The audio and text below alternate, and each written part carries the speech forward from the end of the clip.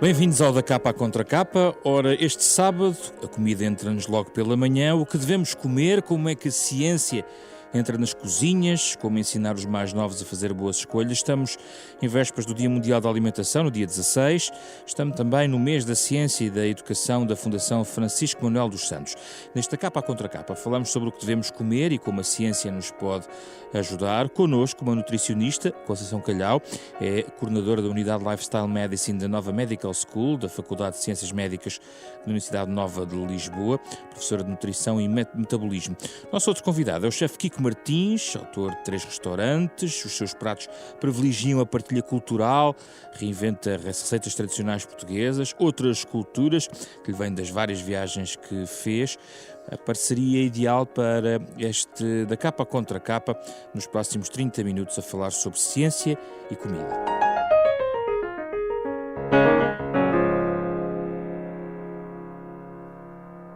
Bem-vindos, é um gosto recebê-los. Obrigado pelo convite. Como é que a ciência entra na cozinha, chefe? A ciência sempre entrou na cozinha, não é? Desde os primórdios da humanidade, a partir do momento em que usamos, por exemplo, o sal para conservar um bacalhau ou para conservar uma carne de porco, para transformar um presunto, há logo uma ação química, por isso a química é algo que está implícita em qualquer processo de cozinha. O que podemos falar é que a ciência tem vindo a ajudar enormemente nos últimos anos, não é? Vamos imaginar desde o final de uma Segunda Guerra Mundial até aos dias de hoje, ou daqui a 10 anos, quase que a população mundial vai triplicar, e por isso a ciência tem um papel muito importante. Nós neste momento podemos falar de uma coisa que está muito em voga, que é nesta carne artificial, neste hambúrguer artificial desenvolvido em laboratório. Muitos ingleses e holandeses que têm vindo a trabalhar nesta carne artificial já dizem que em 2021 conseguirão, através de uma bactéria que criará uma proteína de substituição animal, criar um hambúrguer que venha a substituir a carne. E como é que olha para isso? Eu olho para isto com um bom olhar, desde que acima de tudo nós temos de ter noção que, como eu costumo dizer, há uma frase que eu tenho por mote que é: não há nada mais importante para a continuidade da humanidade do que a alimentação, porque se nós deixarmos de comer e beber, acabamos por morrer. Mas não há nada mais importante para a continuidade dos valores, dos costumes, das famílias, da união entre as pessoas do que a mesa. E o mais importante na alimentação não é tanto aquilo que nós comemos, na minha ótica. Claro que é importante, eu sou cozinheiro, tenho ao meu lado uma nutricionista, aquilo que nós nos debruçamos diariamente é sobre aquilo que nós comemos, mas há um papel da mesa muito importante, e a mesa é que é o papel unificador das pessoas.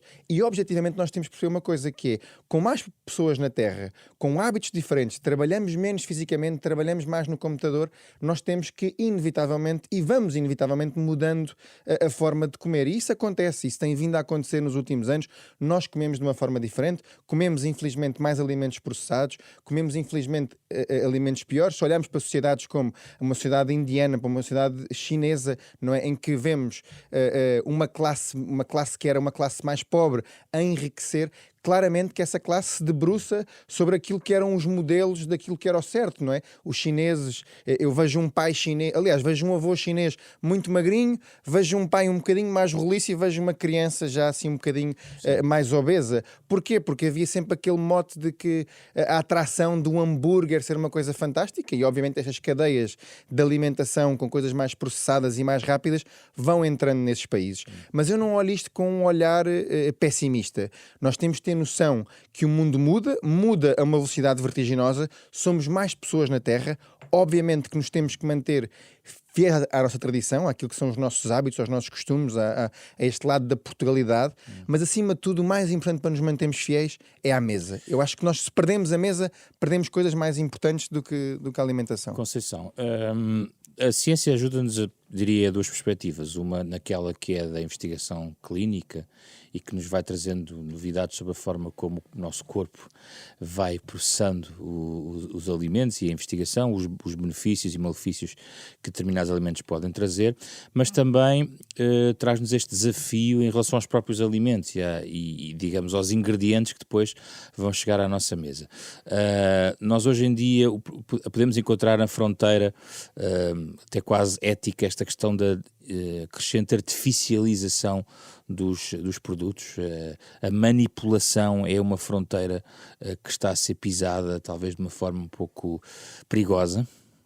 Ora, muito obrigada pelo convite e deixem-me também agora aqui reforçar o aspecto de que estamos a aproximar do Dia da Alimentação, mas ontem, dia 11 de outubro, o Dia da Obesidade, e portanto acho que aqui há uma grande proximidade de assuntos que podemos discutir. Ainda agora ouvimos aqui este nosso contributo, portanto o contributo que ainda ouvimos do chefe. Uma das palavras que mais vezes fez questão de referir foi mesa. E eu acho que isso, para já, é uma das mensagens simples que devemos dar, é que as pessoas devem comer à mesa.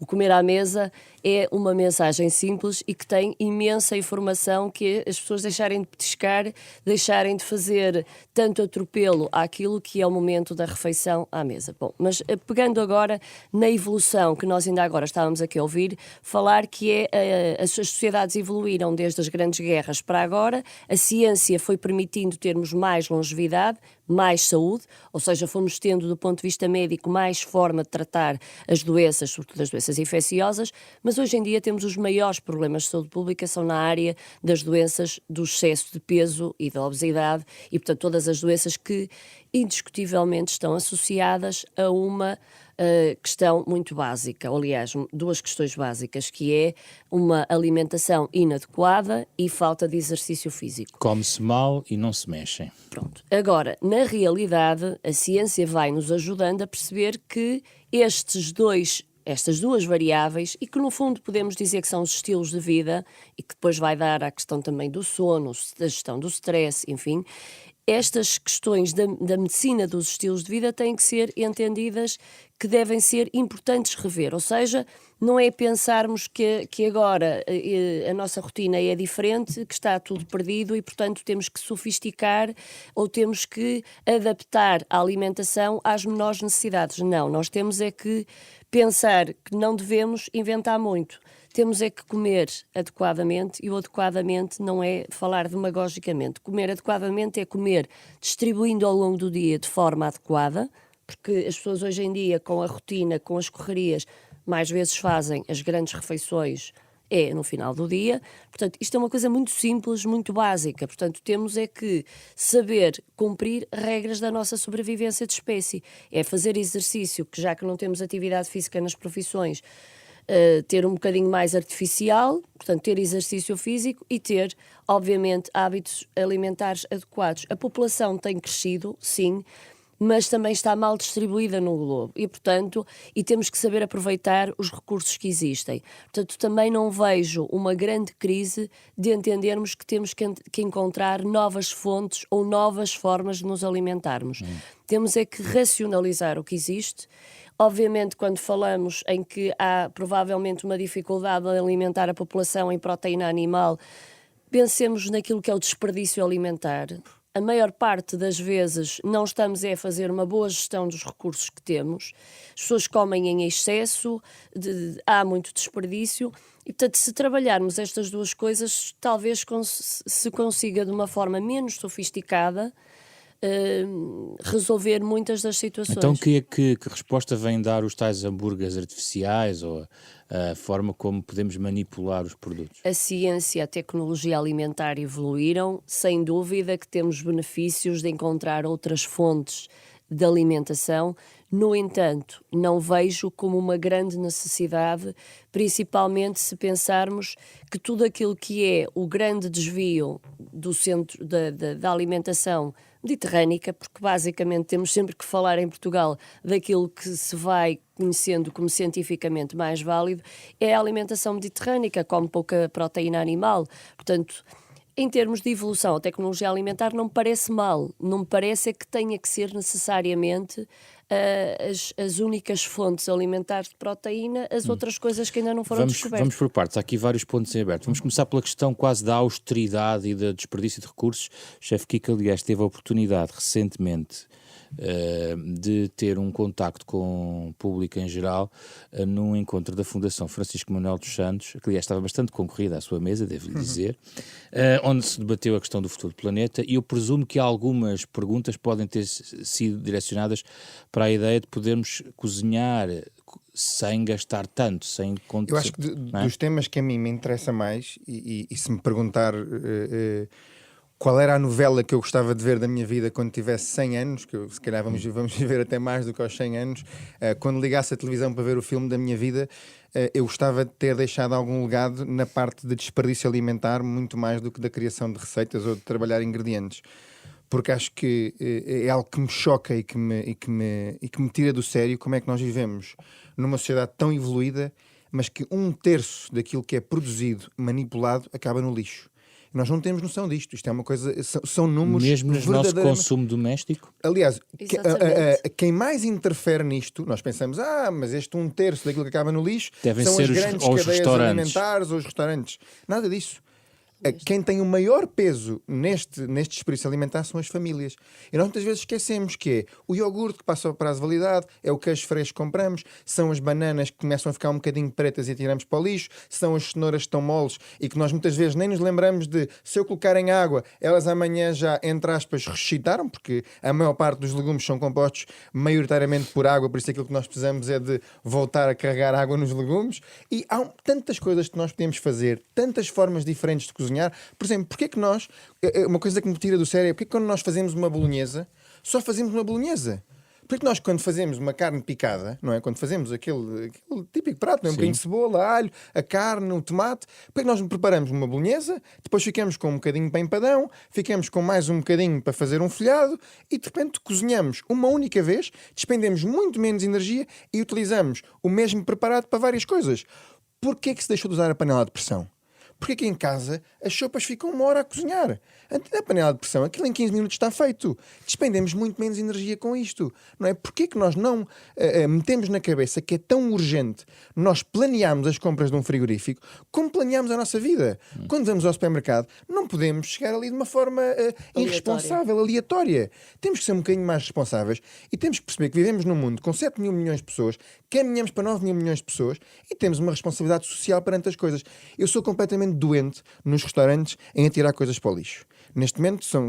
Também há regras, não é? Não, mas não aceito isso. Ou seja, só aceito se uma coisa estiver estragada. Mas através da pasteurização, de cozinhar as coisas mais lentamente, de saber conservar, de analisar as vendas, ter uma noção de compra, nós conseguimos, basicamente, eu tenho 7 restaurantes hoje em dia e nenhum dos restaurantes atiramos coisas para o lixo. Vamos imaginar, os coentros começam a ficar um bocadinho, trituramos com um bocadinho de azeite, com um bocadinho de pinhões e garantimos a conservação disto. Claro que é uma utopia garantirmos que nada acaba no lixo. Mas se todos começarmos a fazer um esforço e começarmos a planear e perceber uma coisa também que é, isto dizia a minha avózinha, e é uma frase que eu acho muita piada, com um sotaque francês ainda dá mais piada, que é comida de ontem com gosto de hoje.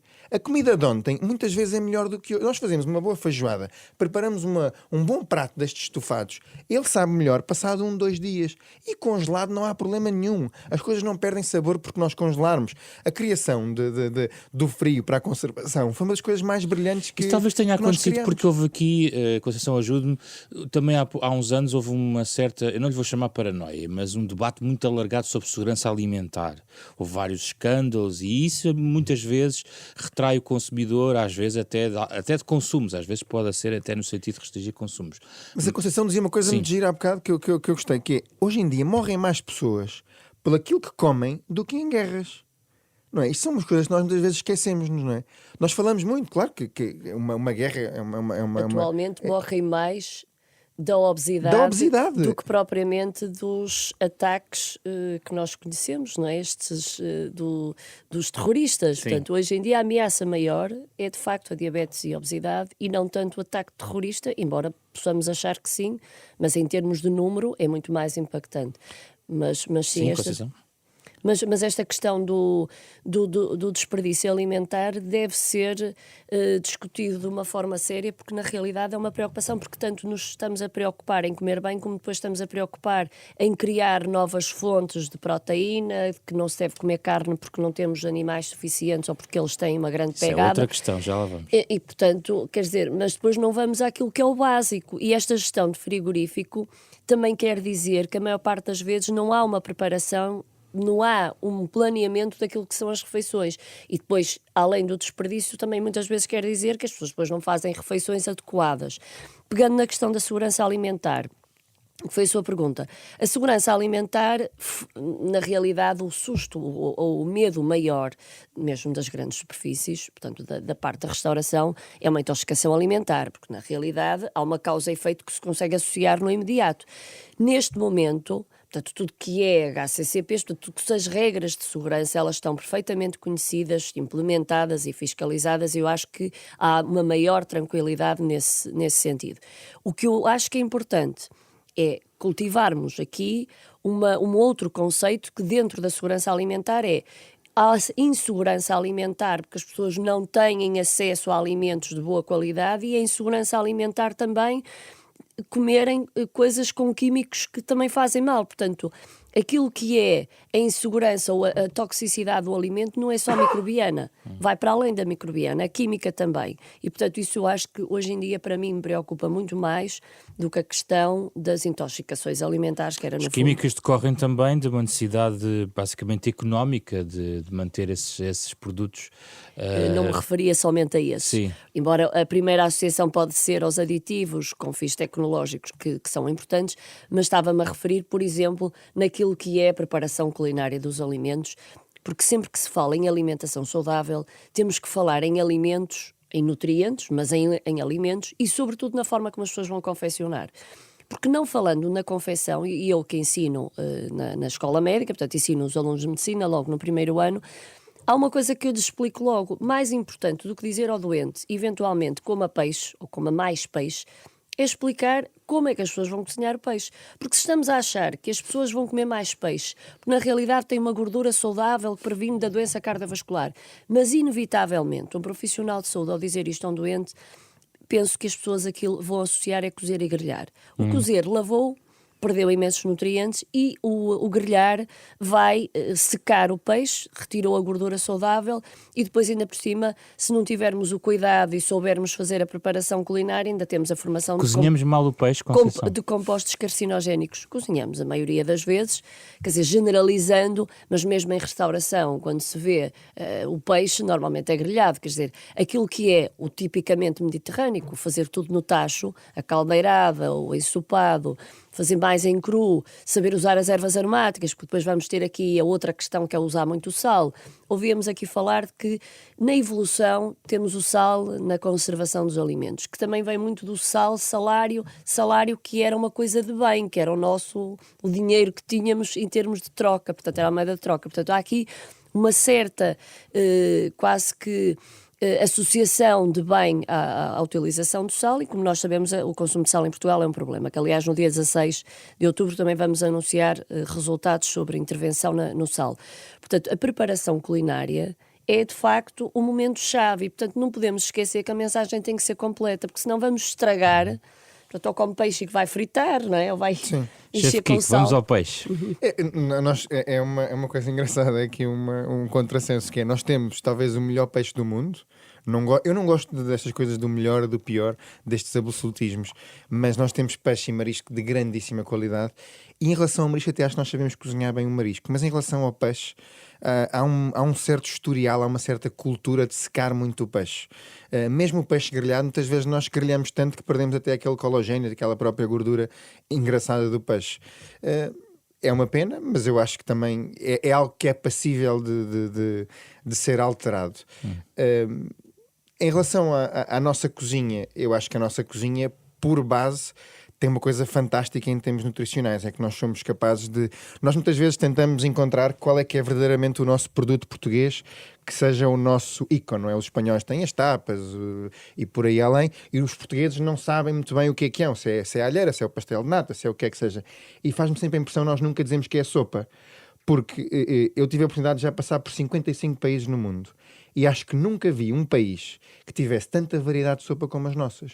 Nós temos, obviamente, os asiáticos com caldos e coisas muito interessantes, com os ramens, com os fôs, com sopas muito giras. Mas uma sopa tão nutritiva como a nossa, com batata, com legumes e com tanta variedade, que vamos desde uma sopa de beldroegas a um caldo verde, à variedade de sopa que nós temos, acho que é do património português mais rico e que está tão alinhado com uma coisa importante, que é a forma como nós comemos, não é? Se eu comer uma sopa e for trabalhar, tem energia, mas se eu comer comer uma feijoada e for trabalhar, se calhar tem um bocadinho menos de energia. E é muito importante esta ligação entre aquilo que nós somos e aquilo que nós comemos, que uma coisa...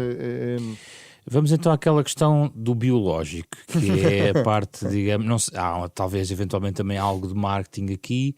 Conceição, ajude-me a colocar o problema da questão do biológico, porque o biológico é sempre mais saudável, a cozinha menos baseada na carne, mais baseada sobretudo não em vegetais, e esta é uma tendência e um debate enorme que estamos a ter também em Portugal,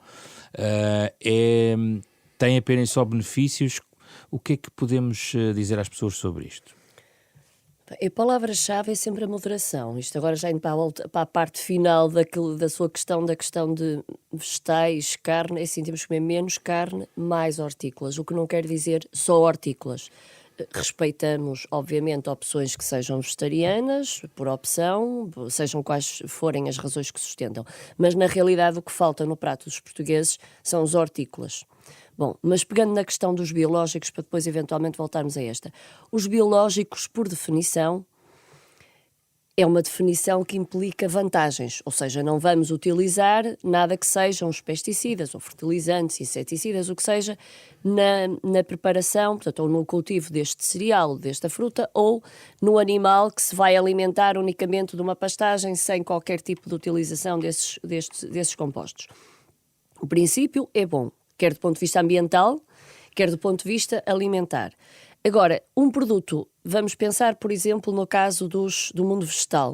Quando eu não utilizo esses produtos artificiais para o crescimento da espécie, eu tenho que pensar uma coisa: as espécies vegetais, ao contrário das animais, não fogem. Portanto, a grande diferença entre uma planta e um animal é que a planta não foge, o que quer dizer que não consegue nem ir para a sombra, nem fugir do predador. Isto quer dizer que no mundo vegetal obriga as plantas, do ponto de vista da sobrevivência, a produzirem quimicamente muitas entidades, que nós chamamos depois os fitoquímicos, que são os antioxidantes, anti-inflamatórios, mas a espécie produz para a sua defesa, porque não pode estar à sombra e vai produzir, por exemplo, o caso do tomate, vai produzir licopeno, exatamente para proteger a planta relativamente ao dano do ultravioleta, e o licopeno sabemos que tem uma forte associação, por exemplo, à proteção do cancro da próstata. O que é que os biológicos eventualmente podem ter melhor do que os que não são biológicos? É que se eu não estou a utilizar um fungicida, se eu não estou a utilizar um inseticida, a planta vai ter quimicamente que se munir muito mais dessas moléculas para a sua defesa. Se eu utilizo, por exemplo, na uva um fungicida, a uva, vai ter menos necessidade, por exemplo, de produzir resveratrol, que muitas vezes ouvimos falar, o benefício do vinho tinto, o benefício das uvas que têm resveratrol. O resveratrol é produzido pela planta como fungicida, o que quer dizer que se eu utilizo um fungicida para a planta, ela não vai ter essa necessidade. Portanto, a própria produção destes fitoquímicos é muito comandada por estas atitudes humanas ou comportamentos humanos na produção. Portanto, à partida, um biológico será mais rico nestes produtos. À partida. Depois dizemos assim, não há cientificamente trabalhos que mostrem que esta maçã biológica é melhor do que a outra que não é biológica, mas para isso eu precisava ter a mesma maçã no mesmo local, com utilização de pesticidas ou sem... Portanto, não conseguimos saber isso? Não, porque é difícil comparar, porque eu tinha que ter a maçã ser produzida na mesma região, com a mesma exposição de umidade, de sol, de vento, enfim. Portanto, no entanto, ainda não existindo uma comparação que me possibilite fazer esta contabilização, eu não tenho dúvidas nenhumas dos seus benefícios. No entanto, há uma coisa que se deve salvaguardar, que é o sazonal e o local. Se eu estou a consumir um biológico que não é nem sazonal nem local, eu posso aí levantar muitas outras questões e, portanto, parece-me que pode não ser nada ótimo eu estar a comprar ou a consumir um produto biológico que vem do outro lado do planeta, imaginando que não só perdeu o valor biológico, nutricional na viagem, como o que é que isto implica. Portanto, aí é que eu acho que temos que ter. E deixe-me só acrescentar uma coisa, que muitas vezes subjacente ao biológico está o natural. E aí é preciso nós termos algum cuidado naquilo que pode eventualmente ser marketing. O marketing do natural, eu lembro sempre os meus alunos que o cianeto é natural e mata. E, portanto, só o facto de dizer natural por si só não é um benefício. Portanto, estamos a falar de coisas diferentes e acho que é importante nós deixarmos também aqui esta mensagem, porque muitas vezes vemos e estamos numa fase de que extremismo é sempre melhor do que a moderação e podemos eventualmente ter estas correntes de natural, biológico e confundir tudo. Mas o vegetarianismo é algo desequilibrado, é algo que necessita de um certo equilíbrio, de uma compensação. Um padrão alimentar vegetariano? O padrão alimentar vegetariano não é um padrão alimentar mais saudável que o mediterrâneo. Isso já há estudos científicos que podem comparar. O que depois eu tenho na literatura científica é dizer que o padrão alimentar vegetariano traz benefícios para a saúde a longo prazo. Mas porque compara com o não vegetariano, mas também não é um mediterrâneo. Ou seja, eu tenho uma pessoa que tem um padrão alimentar omnívoro, portanto come de tudo, eu não posso partir do princípio que essa pessoa tem uma dieta equilibrada. O vegetariano está completamente identificado quais são as necessidades. E, em geral, alguém que é vegetariano tem muito mais conhecimentos de nutrição do que não sendo, e portanto à partida consegue-se trabalhar melhor, mas obviamente estão identificadas carências nutricionais que eles conseguem complementar, mas muitas vezes a minha preocupação maior é sobre aqueles que não são vegetarianos e que acham por não ser vegetarianos têm uma dieta equilibrada e não é o caso. Chefe Kiko, da perspectiva do seu ponto de vista, dos restaurantes, como é que entra nesta discussão do bio e do vegetariano? Eu tenho sempre algum cuidado com estes termos muito utilizados pelo marketing, que o marketing usa como sedução para a atração de clientes, e cria-me até alguma raiva estas coisas do biológico e do natural. Mas tem lá um prato vegetariano nas suas emendas? Não sei se tenho, não o digo como vegetariano, mas tenho pratos que acho que não fazem sentido ter uma proteína animal e por isso faço-os com todo o gosto. Até acho que é um desafio giro para qualquer cozinheiro, qualquer chefe de cozinha, pensar em pratos sem a utilização de proteína animal. Agora, nós temos aqui um problema maior, que é, mesmo sendo bio, sendo natural, sendo com a ajuda de pesticidas ou o que é que seja, nós perdemos, eu acho que temos vindo a perder sabor na maior parte dos ingredientes. Eu muitas vezes, eu lembro-me há uns 3, 4 anos, uma senhora muito engraçada que dizia: chefe, eu fiz a sua receita de gaspacho, mas aquilo não sabe a nada. E se nós olharmos para a receita de gaspacho, não há grande interferência de cozinha, ou seja, não é o know-how de cozinha que vai colocar um gaspacho bom ou mau, porque basicamente um gaspacho é uma série de ingredientes dentro de uma liquidificadora triturados. Ou das duas uma, ou o tomate é bom e sabe bem, ou o tomate é mau e não sabe a nada. E se nós formos ao supermercado, a maior parte do tomate que nós encontramos no supermercado não sabe a nada. Nós compramos um tomate e é muito, muito raro encontrarmos aquele tomate ótimo do norte, aquele tomate coração de boi, aquele tomate que sabe a tomate, que dá vontade de comer só com azeite e um bocadinho de flor de sal, e o presunto até estraga, porque aquilo é tão bom, tão bom, tão bom, e nós temos vindo a perder isso. E isso acontece um bocadinho em quase todos os produtos, desde o exemplo do tomate, podemos passar à carne, podemos passar a qualquer outro ingrediente. Até aquilo que acontece hoje em dia em cozinha, que é giro, a maior luxúria, ou muito destes grandes restaurantes onde se tem vindo a destacar, não tanto é na técnica, já não tanto é no empratamento, não tanto é na loiça, nem no show-off, mas é em garantir que temos o melhor carabineiro, o melhor foie gras, o melhor tomate.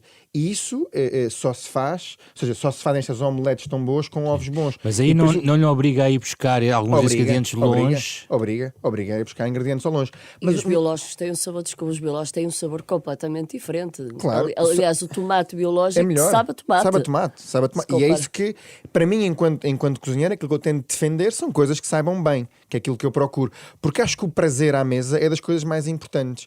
Eu acho que a Conceição dizia uma coisa há bocado, que é: não basta dizer a um doente que tem que comer peixe. É preciso ensinar a um doente como é que vai tirar prazer desse peixe. Porque eu posso fazer uma pescada a vapor e pode ser uma coisa deliciosa. Se eu puser um bocadinho de casca de limão em cima, se eu puser um fio de azeite, se eu puser um bocadinho de tomilho, ele está a comer aquilo e não é uma coisa seca, não é uma coisa sem piada. A cozedura ao vapor é das cozeduras mais ricas e mais interessantes, e que faz tão pouco parte da cozinha portuguesa, não é? E que nós muitas vezes precisamos de passar este know-how, de não ficarmos fechados nem obtusos nas ideias de que a nossa gastronomia é a melhor do mundo, a nossa forma de confeccionar e esturricar tudo com azeite, alho e um azeite a mais de 220 graus é a melhor forma para tudo. Não, não é. Há outras formas mais delicadas de cozinhar e outras formas mais interessantes de cozinhar. Se o biológico é melhor em termos de sabor, muitas vezes é.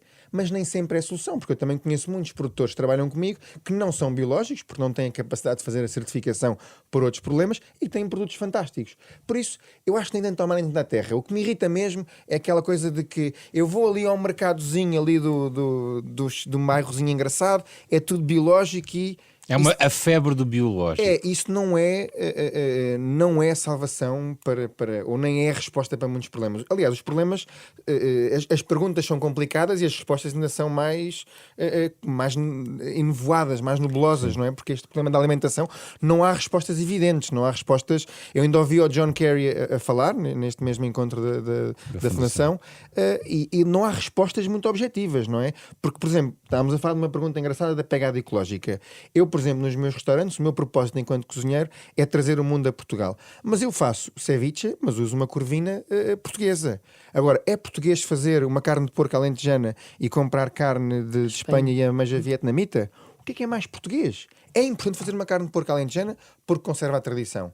Mas eu ir buscar ameijas ao Vietnã a 2,90€, ameijas que muitas vezes ninguém sabe o que é que lá foi posto para whatever, não é? E comprar uma carne, quando nós temos uma carne fantástica aqui, ou é mais benéfico para o nosso país fazer um ceviche e usar batata doce de Algesur e uma corvina da nossa costa? Por isso, nem sempre há respostas muito evidentes. E depois nós temos só dizer aqui mais uma coisa que é um problema que ainda me fere mais, que é, cada vez é mais complicado comer bem. Porque para uma família numerosa, eu tenho 4 filhos, por exemplo, tenho 4 filhos pequeninos, todos eles com menos de 7 anos. Eu comer bem é uma coisa mais dispendiosa do que comer mal. Que é uma coisa engraçada, não é? Como é que o mundo evoluiu neste sentido? Ou seja, eu comer alimentos processados, eu dar de comer às 6 pessoas lá em casa, eu tenho que gastar mais dinheiro para comprar um bom peixe, para comprar bons legumes. E por isso é que tem que entrar aqui este ensinamento por parte dos cozinheiros e dos chefes de cozinha. Nós temos que desmistificar um bocadinho e temos que ensinar que quando nós compramos um peixe, podemos fazer muita coisa com a cabeça, podemos raspar as espinhas à exaustão, podemos misturar um bocadinho do que está agarrado às espinhas com um bocadinho de grão de bico e fazemos uns hambúrgueres de peixe, podemos agarrar na cabeça e fazer uma sopa que juntamos uma massinha engraçada e os miúdos comem. E isso só se consegue se começarmos a desmistificar e passar este know-how às pessoas de que não é complicado. E temos que passar receitas que, como eu digo sempre, em menos de 20 minutos. Porque ninguém tem tempo, num mundo acelerado como o nosso, de chegar a casa e estar ali 2 horas a cozinhar. Não há. Há banhos para dar, há coisas para preparar. Quer dizer, há o prazer da mesa, devia haver o prazer da cozinha, mas não temos tempo. Mas é tão utópico isso. Não temos tempo, não é? Conceição, ia acrescentar? Eu ia acrescentar, porque há bocadinho, quando estávamos a falar desta questão de a preparação culinária tão importante, nós na Escola Médica, na nova Medical School, vamos ter agora workshops, portanto nós temos um Kitchen Lab para dar as aulas e vamos pôr os médicos e os estudantes de medicina também a irem à cozinha, aprenderem e abrir depois também à comunidade, porque isto é fundamental e o que o chefe estava a dizer é exatamente isto, as pessoas não sabem como cozinhar, tornam tudo monótono, quer dizer, não só os ingredientes podem já não ter grande sabor, como depois transformam o eventualmente bom numa coisa que não tem às vezes bastam nenhum. uns cominhos, uns orégãos e uma ervinha que aquilo dá logo um sabor e uma vida diferente. Para terminar, enquanto já estamos a ouvir a música de fundo de Mário Lajinha no genérico original deste programa, quem quiser saber mais sobre aquilo que estivemos aqui a conversar, deve procurar fazer o quê? Ou ler o quê? Sugestões para os nossos ouvintes. Conceição. Ler, não tenho dúvidas, que são todos os documentos produzidos pelo Programa Nacional de Promoção da Alimentação Saudável, Direção-Geral de Saúde. Portanto, tudo está na internet, completamente disponível. Com a Chefe Kiko. Eu recomendo ouvirem na RFM uma rubrica que eu tenho que é o Chefe Kiko Resolve, que é aproveitar restos do frigorífico. Há um livro muito giro também feito pela Fundação, que é da professora Iva, que fala sobre os desperdícios alimentares de uma forma muito séria. E um livro que me tocou muito, feito por 2 pessoas muito queridas americanas que eu tive a oportunidade de conhecer quando passei em São Francisco, em Napa Valley, que é o Peter Mansell e a Faith Aloisio, que chama-se Hungry Planet. É um livro já com 15 anos, que é um livro que rodou muitas caixas de e-mails quando nós começámos a coisa frenética dos e-mails, e que aparecia a fotografia de cada família no mundo com aquilo que elas comiam.